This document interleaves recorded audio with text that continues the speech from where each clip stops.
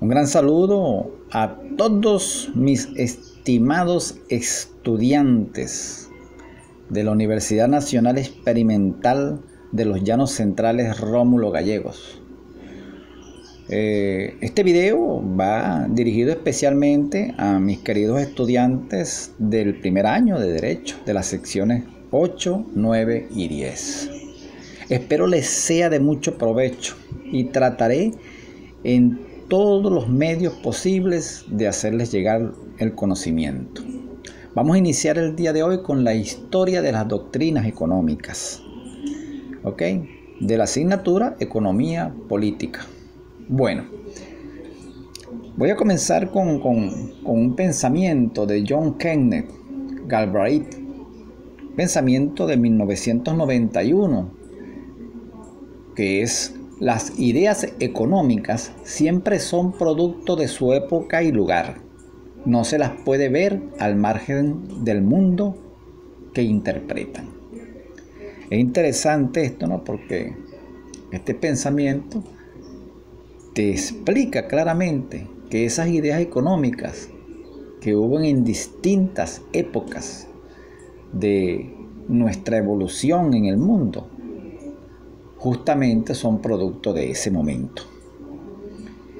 Visto esto, vamos a ver el pensamiento económico antiguo y el pensamiento económico medieval, para después entrar en el tema de la asignatura. Pero para poder comprender un poco.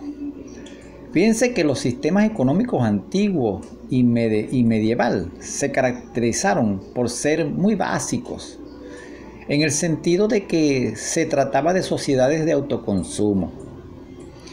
Durante la civilización griega y el Imperio Romano, que en aquel momento eran las civilizaciones más grandes que habían pues, en el mundo, fíjense que la única actividad o la actividad principal era la agricultura. Y la unidad de producción era el hogar y la fuerza de trabajo eran los esclavos. Fíjense bien,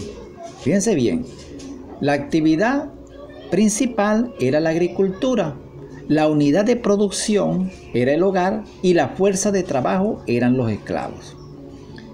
Solo un grupo minoritario usaba y consumía bienes, pero fundamentalmente consumía servicios que justamente eran provistos por los esclavos. Los intercambios en esa época eran muy esporádicos. Así las cosas, pues no hubo nunca avances significativos en el pensamiento económico. Luego, en la Edad Media, hubo algunas pocas circunstancias que cambiaron. Se instaura el sistema feudal que determina unas nuevas relaciones en la aún limitada actividad productiva, porque era muy limitada la actividad productiva realmente. Y en algunos casos se supera el esclavismo nominalmente y se establecen nuevas denominaciones, tales como siervos, aparceros o arrendatarios. Fíjense muy bien en esto. Quiero que estemos pendientes de esto. Fíjense que se dice que se supera el esclavismo nominalmente, pero es que se supera nominalmente porque se establecen tres grupos, que son los siervos, los aparceros o los arrendatarios. Pero estos grupos dependían de algún rey, de algún señor de iglesia, de algún aristócrata o de algún noble o un hidalgo. Es decir, según mi punto de vista, mi perspectiva, seguían siendo esclavos, solo con una denominación diferente. Con independencia de las relaciones entre patrono y trabajador, el producto de la actividad agrícola se entregaba al dueño de la tierra como pago por el permiso de trabajarla.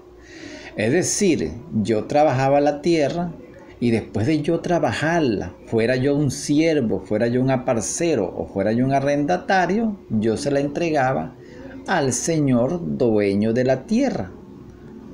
¿Ok? Y solo una pequeña porción de lo que yo producía en esa tierra se quedaba en mi familia trabajadora. Es decir, si tú lo ves bien, si tú lo logras visualizar, ese siervo, ese aparcero o ese arrendatario realmente era un esclavo. Bueno, sin embargo, para cuestiones de historia de doctrina económica, ¿verdad? Tenemos que entender que se superó nominalmente el esclavismo y se optó por estas nuevas denominaciones ya mencionadas. En esa época los intercambios de bienes aparecen en el periodo medieval con más frecuencia, pero definitivamente tenían un papel secundario, en nada parecido a lo que conocemos hoy, ¿ok? Era algo así muy secundario. Bueno, en conclusión, para sacar una conclusión de este periodo, un periodo que duró 2000 años, no fueron 3 días, fue algo bastante largo. Aunque este periodo que va desde la antigüedad griega hasta el final de la Edad Media, es decir, representa 2000 años, esta estructura económica fundamental de la civilización occidental cambió muy poco durante ese tiempo. Es decir, se mantuvo prácticamente igual. Tanto la antigüedad griega como el feudalismo europeo se caracterizaron por economías pequeñas, aisladas y autosuficientes, con escaso capital y niveles de producción muy bajos. Oído a esto, porque estén pendientes, esto es importantísimo. Conocer que esta economía que hubo desde la antigüedad griega hasta el feudalismo solo se caracterizaron por economías pequeñas, eran aisladas y autosuficientes, pero con un escaso capital y unos niveles de producción muy bajos. Estas son las características que hubo en ese periodo de 2000 años. Tanto así que al nivel de producción básica, la servidumbre era semejante a la esclavitud, que es lo que les dije anteriormente, excepto en la diferencia legal de que los siervos no renunciaban a los derechos de propiedad de sus propios cuerpos. Esta era la única diferencia. Los siervos tenían derecho a la propiedad de sus cuerpos, en cambio los esclavos no. Los esclavos, sus cuerpos, todo, su vida, su aliento, su trabajo, eran propiedad del amo. Esta es la única diferencia, para que estén atentos a eso, para que no se les olvide. En conclusión, a lo largo de estos 2000 años, el intercambio aislado predominó sobre lo que ahora llamamos intercambio de mercado. En consecuencia, los tratados eruditos de la época se centraban principalmente en cuestiones de justicia, de moral y de ética. No o nunca lo hicieron en el origen de los precios. Hay una base común, por cierto, de todos los comentarios de Aristóteles, que sería interesantísimo si ustedes tratan de buscarlo en internet y leerlo, de los tratadistas romanos y de los escolásticos, que allí tratan de juzgar moralmente cuestiones tales como el tipo de interés, el justiprecio o las relaciones laborales amo-esclavos. Si pueden buscar esto en internet, porque no forma parte de nuestra asignatura, pero es importante conocerlo, ¿verdad? Que son los tratados o los comentarios de Aristóteles a los tratadistas romanos de los escolásticos. Bien, vamos a entrar entonces, culminada esta etapa de 2000 años, vamos a entrar en la etapa o el periodo llamado mercantilismo, que fue un periodo de transición entre el feudalismo y el liberalismo. Y justamente el final coincide con los comienzos de la Revolución Industrial, la Revolución Norteamericana y la publicación de La riqueza de las naciones de Adam Smith en el año 1776. Importante tener esta fecha en mente. Aquí se habla de un conjunto de ideas económicas que dominaron el discurso económico desde comienzos del siglo XVI hasta finales del siglo XVIII. Justamente el contexto histórico es el del florecimiento de los mercados y el aumento de las transacciones comerciales a raíz de los viajes ultramarinos hacia América y el gran flujo de metales entre los dos continentes. Paralelamente al fortalecimiento del mercado en esta época, se definen las fronteras de las naciones, es decir, los estados nacionales, que requieren de dinero para financiar sus batallas y anexionarse territorios.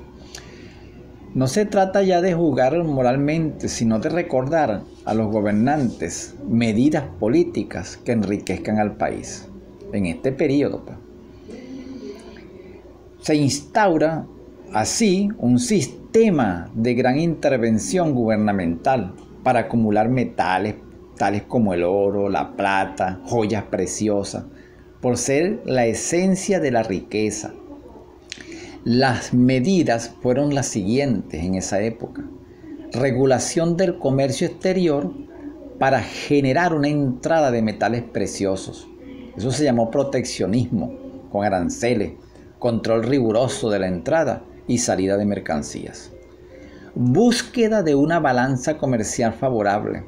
Ahí se estimulaba las exportaciones, sobre todo de bienes manufacturados, y límite de las importaciones a menos que se tratara de materias primas.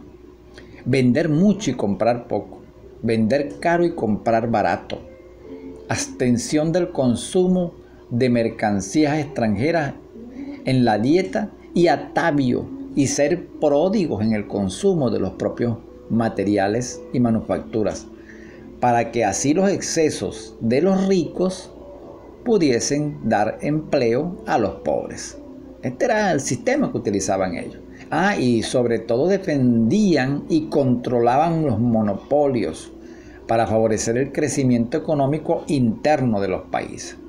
Es decir, estas políticas mercantilistas se creían medios adecuados para alcanzar ciertos fines deseados, que eran a saber la autarquía nacional y la expansión del poder estatal.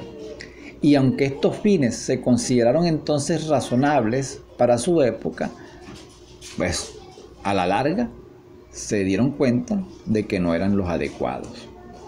Bueno, mis queridos estudiantes, muy apreciados estudiantes del primer año de Derecho de la UNED, los videos los voy a hacer cortos para la facilidad de ustedes, la descarga. Esta es la primera parte del tema número 5. En pocos minutos colocaré la segunda parte.